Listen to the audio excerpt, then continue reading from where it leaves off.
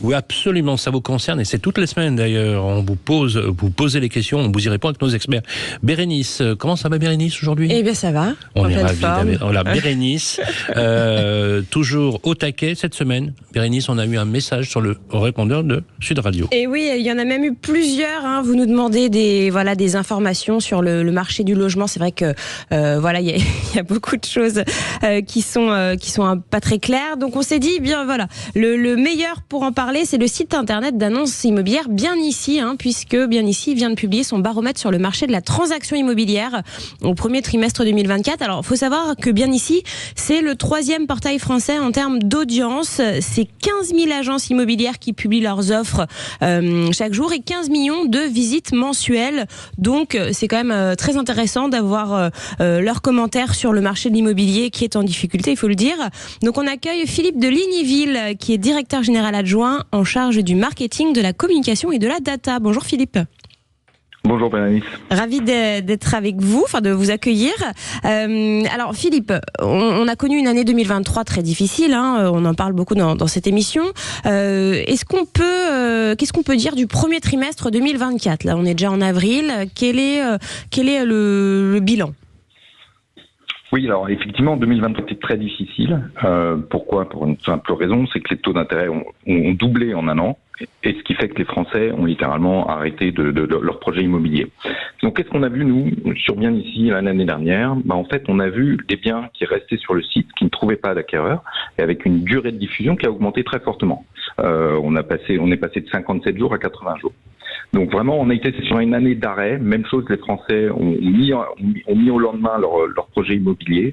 Les gens porteurs de projets ont vraiment réduit. Et donc, on a observé un arrêt de l'activité. Et ce partout en France. Pour répondre à votre question, et ce partout en France, oui, tout à fait, sur l'ensemble du territoire. Donc, pour répondre à votre question sur le démarrage de l'année. En fait, on est en train de se rendre compte qu'on a atteint un niveau bas, c'est-à-dire que la courbe est en train de s'inverser. Et on se parlait des durées de diffusion. Ça, par exemple, la durée de diffusion a arrêté d'augmenter.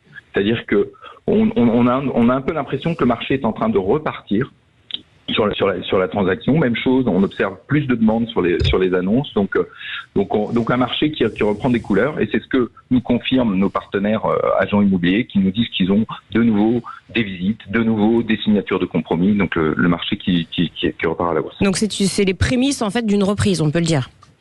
Exactement, oui.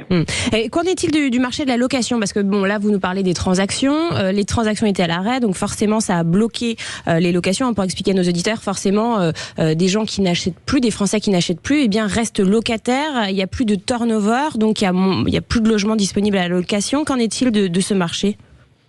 Oui, exactement. En fait, les gens ne pouvant pas acheter, ils sont restés dans leur logement. Donc nous, ce qu'on a vu, comment ça s'est traduit sur Bien Ici, ça s'est traduit par une baisse très forte du nombre de biens alloués. Votre invité précédent en parlait.